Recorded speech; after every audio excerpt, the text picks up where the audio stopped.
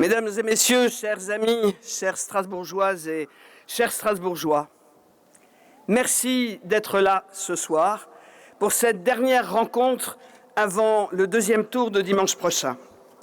Si nous sommes ensemble ici ce soir, ce n'est pas par hasard. Ce rassemblement porte un sens puissant, celui d'une mobilisation pour Strasbourg, un rassemblement en plein air, bien sûr, ouvert, vivant et qui fait face à l'histoire. Ce moment est grave. C'est un moment de gravité pour Strasbourg et il nous faut être à la hauteur de l'enjeu. Je vous regarde et je mesure ce que cela signifie. Vous n'êtes pas venus par obligation, vous n'êtes pas venus par réflexe partisan, vous êtes venus là parce que vous êtes conscients de ce moment particulier et de cette nécessité de rassemblement. Vous êtes venus parce que quelque chose en vous a dit non. Non à cette alliance qui trahit Strasbourg. Non à cette brutalisation qui abîme chaque jour un peu plus notre ville. Non à l'abandon par un candidat LR isolé de celles et ceux qui n'ont pas les moyens de se défendre. Non au mépris habillé en gouvernance, non à l'immobilisme paré de discours. Notre ville est une ville de droit, une ville d'Europe, une ville de mémoire et de responsabilité. Nous refusons qu'elle soit livrée à ceux qui font de la division et du conflit leur méthode et leur projet.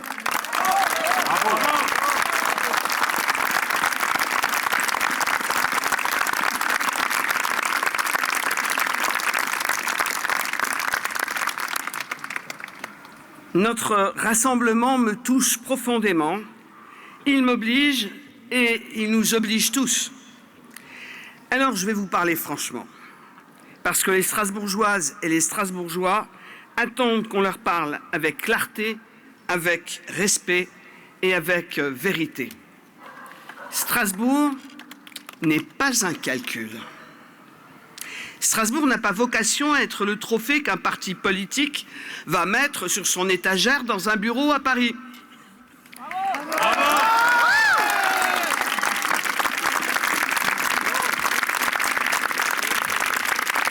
Strasbourg n'est pas une prise de guerre.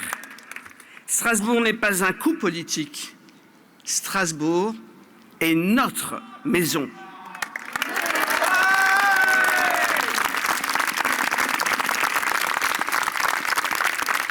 Et je refuse, et nous refusons, qu'elle devienne l'objet d'un arrangement d'appareil ou d'un calcul électoral qui la dépasse. L'alliance conclue au soir du premier tour entre les écologistes de Jeanne Marseillan et les supporters de Jean-Luc Mélenchon n'est pas une réponse à l'intérêt supérieur de Strasbourg. Elle est d'abord la traduction d'une logique partisane construite pour préserver des positions, pour se répartir des postes et pas d'abord pour servir la ville.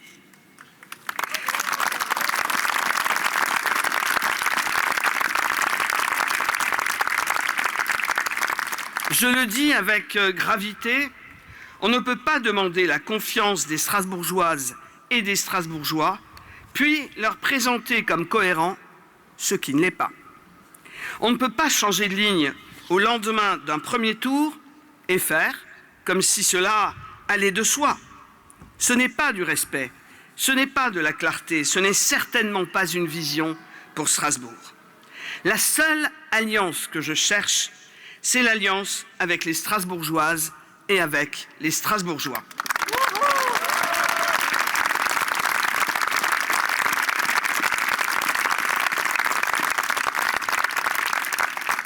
Pas une alliance avec les appareils, une alliance avec les habitants, une alliance de confiance, de cohérence et de vérité.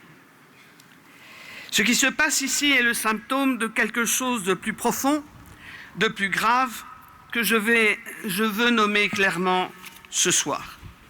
Les appareils politiques nationaux semblent aujourd'hui enfermés dans leurs logiques internes, coupés des réalités vécues par les citoyens. À force de calculs, d'alliances de circonstances et d'inaction, ils laissent un vide dans l'espace public. Ce vide, certains mouvements l'occupent sans véritable contrepoids, imposant leur thème et leur rythme, faisant de la brutalisation un mode de gouvernement et du clivage un levier d'engagement.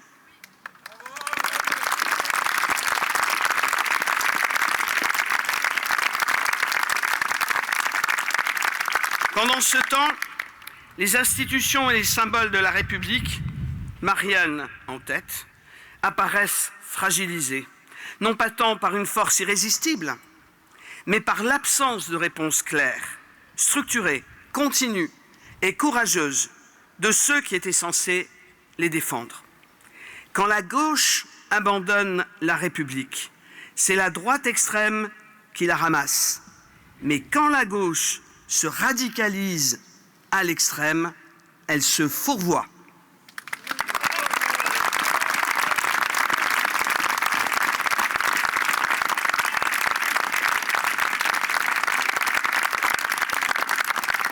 Cette phrase, je l'ai dite et je la redis ce soir, avec la même conviction, avec la même force, parce qu'elle n'est pas une posture, c'est un constat et c'est une alerte. Les Strasbourgeois n'ont pas à subir les conséquences des défaillances parisiennes. Notre ville ne peut pas devenir le terrain d'une bascule imposée, d'une confusion politique, d'un assemblage sans cohérence. Strasbourg n'est pas là pour servir une stratégie nationale, elle est là pour vivre, pour se développer, elle est là pour ses habitants.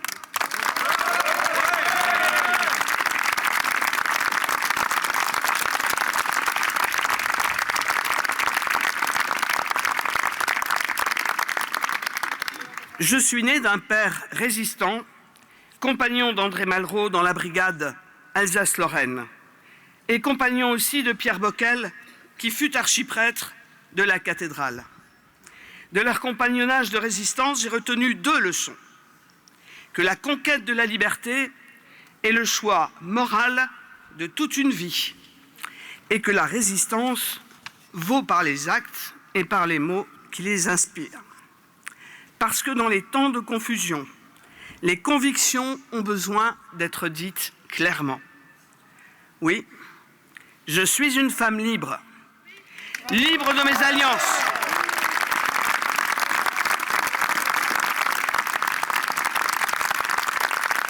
Libre de mes choix, libre aussi de mes refus. Cette liberté n'est pas de l'orgueil, c'est une exigence que je me dois à moi-même et que je vous dois à toutes et tous. Je suis républicaine, non par tradition, non par réflexe, par conviction forgée dans l'histoire de ce pays et dans l'histoire de cette ville qui sait mieux que tout autre ce que signifie perdre la liberté.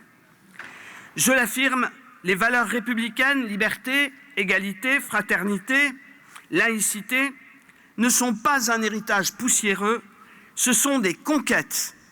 Des conquêtes qui disent que chaque personne est d'abord un citoyen, un être humain dans sa complexité, sa richesse et sa singularité.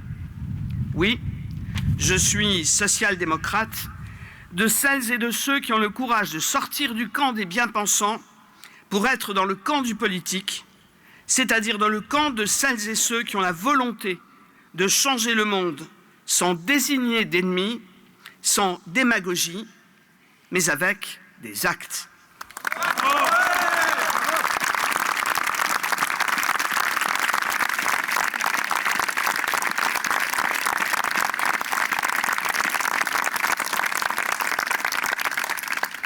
Ma méthode, c'est la preuve par les actes. Pas les incantations, pas les postures trop commodes, pas les alliances de circonstances, des actes, une méthode et une cohérence. Cette cohérence, vous l'avez lu dans notre programme, maintenant distribué dans tous les quartiers, dans toutes les boîtes aux lettres. Ce programme est clair, vous l'avez entendu dans chaque discours, à chaque porte, dans chaque débat, dans chaque quartier de cette ville. Ce programme n'a pas changé depuis dimanche, il s'est enrichi et il ne changera pas d'ici dimanche prochain.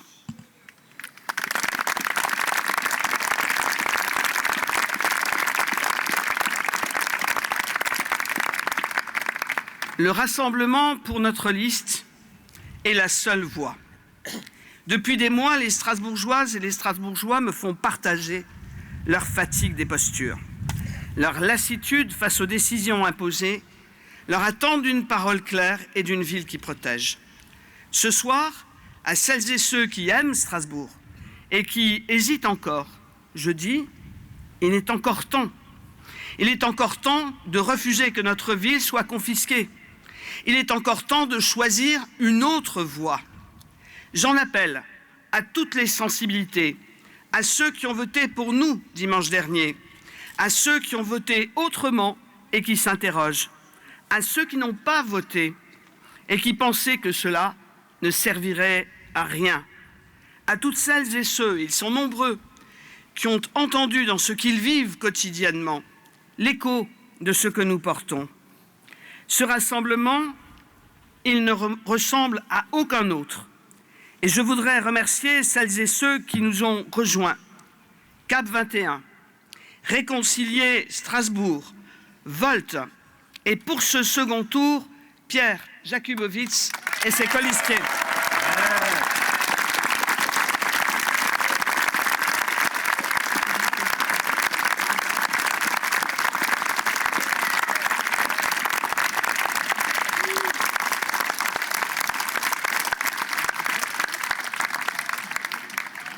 Ce rassemblement n'est pas construit dans les coulisses, entre responsables de partis autour d'un tableau de répartition des postes.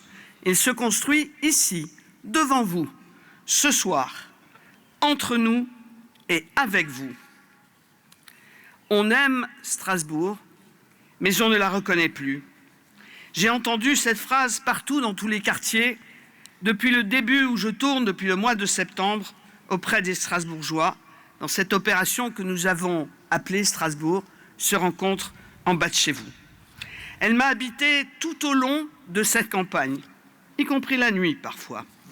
Et elle me dit ceci, la nostalgie n'est pas un programme, mais l'amour d'une ville, si. L'amour d'une ville qui peut se relever, qui peut retrouver sa fierté, sa voix sur le plan régional, national, européen, international, qui peut retrouver son élan. Cela, oui, c'est un programme. C'est notre programme.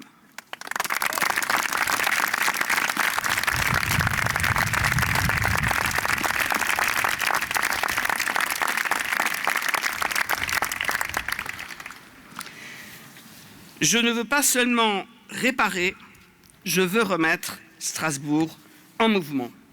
Une ville qui retrouve sa cohésion sociale, où personne n'est oublié, ni les quartiers périphériques, ni les personnes âgées, ni les enfants, ni les personnes handicapées, ni les commerçants qui résistent. Une ville qui retrouve sa puissance économique, parce que l'attractivité et la justice sociale ne sont pas des adversaires, elles sont des alliés.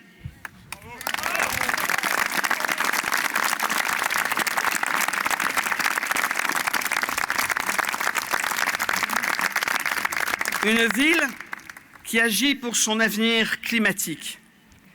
Pas une écologie d'affichage, une écologie de coup de com', une écologie d'action, de quartier, de quotidien, une écologie de la participation des citoyens et de leur adhésion au changement.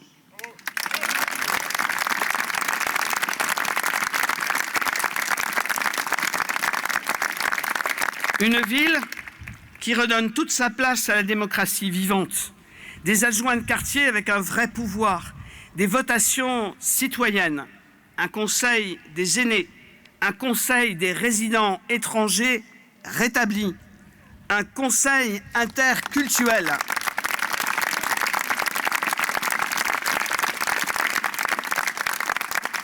Parce que la démocratie ne vit pas seulement tous les 6 ans et que la démocratie est inclusive, de tous et de toutes où elle n'est pas.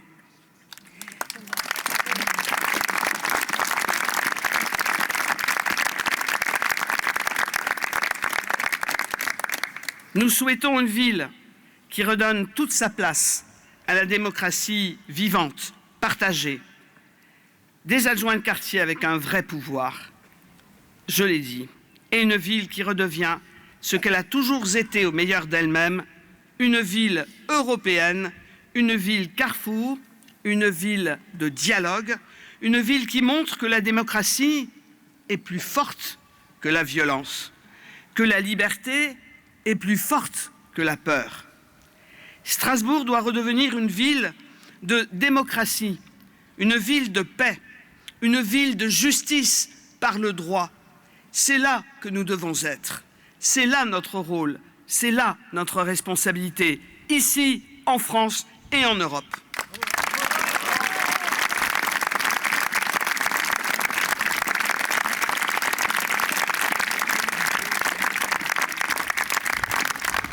Dans un monde où les extrémismes progressent, où la brutalité remplace le droit, où les murs remplacent les ponts, Strasbourg doit tenir bon sur ses valeurs, sur son identité et sur sa mission. Ce soir n'est pas une fin, c'est un commencement. J'en suis profondément convaincu. Ce moment, c'est vous qui allez décider ce que Strasbourg doit être. Dimanche dernier, nous sommes arrivés en tête. Et c'est nous et nul autre.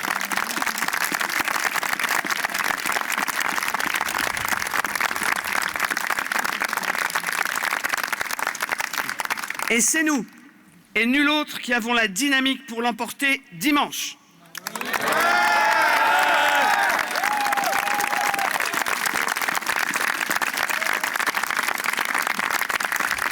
Mais nous sommes au coude à coude avec la maire sortante, aujourd'hui placée sous la tutelle de LFI. Le candidat de droite n'a pas la dynamique car il n'a pas rassemblé. Il ne représente pas un vote utile, au contraire. Voter pour lui augmente les chances de Jeanne Barséguian de gagner.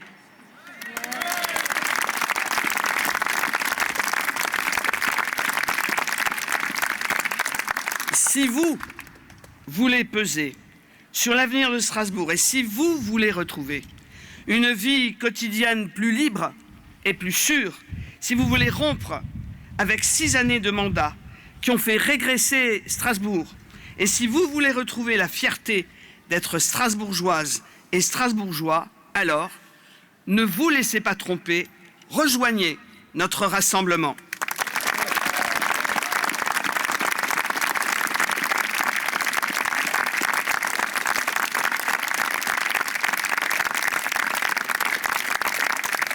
Dans les jours qui viennent, parlez autour de vous, à vos voisins, vos amis, vos collègues, vos proches. Dites-leur que cette élection compte. Dites-leur que Strasbourg mérite mieux. Dites-leur que l'avenir de notre ville se décide maintenant. Strasbourg est une ville forte lorsqu'elle est unie. Strasbourg est une ville forte quand elle croit en elle-même. Strasbourg est une ville forte quand elle refuse la résignation.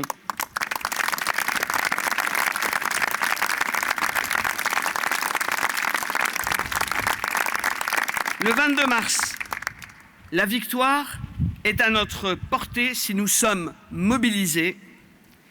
Et cette victoire, toute l'équipe de colistiers réunie, cette victoire, nous irons la chercher. Mais cette victoire sera d'abord la vôtre, parce que c'est en vous que nous avons confiance, parce que c'est pour vous et avec vous que nous voulons porter l'avenir de Strasbourg, et nous voulons vous la rendre, cette ville, et nous voulons vous rendre la fierté d'être strasbourgeoise et d'être strasbourgeois, ensemble, rassemblés, unis, pour gagner dimanche. Merci. Merci à tous.